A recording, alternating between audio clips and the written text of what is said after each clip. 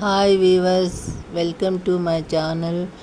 ఈరోజు కళాయి రొట్టి చేశాను. దానికి కావలసిన పదార్థములు: ఒక గ్లాసుడు మినప్పప్పు, 2 గ్లాసులు బియ్యం తీసుకోవాలి.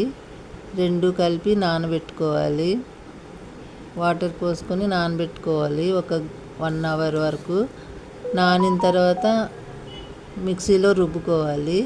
రుబ్బుకున్న తర్వాత ఆ పిండిని పక్కన పెట్టి దాంట్లో కావాల్సినవి 2 ఆనియన్స్ తీసుకొని మెత్తగా తరుక్కోవాలి.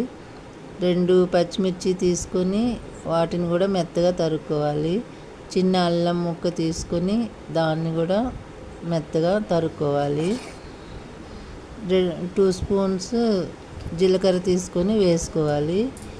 ఇవన్నీ ఈ రుబ్బులో వేసుకొని కలుపుకోవాలండి. బాగా కలుపుకున్న తర్వాత కొంచెం ఉప్పు వేసుకోవాలి.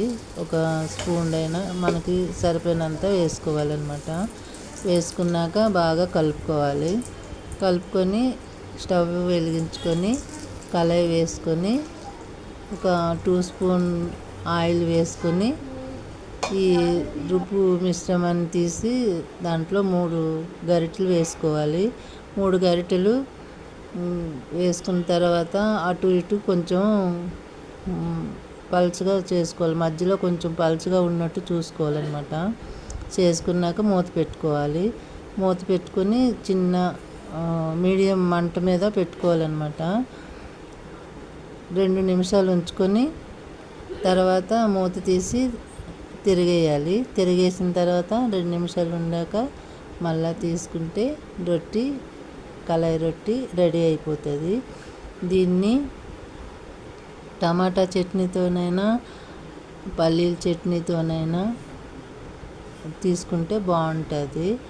అల్లం చట్నీతో తీసుకున్నా బాగుంటుంది అన్నమాట.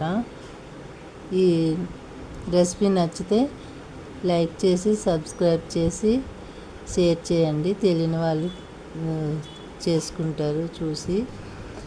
అలాగే ఇది ఇలాంటి తింటూ ఉంటే అప్పుడప్పుడు ఆరోగ్యానికి మంచిగా అనిపిస్తుంది. ఆరోగ్యంగా ఉంటారు. చాలా బాగుంటుంది. థ్యాంక్ యూ అండి.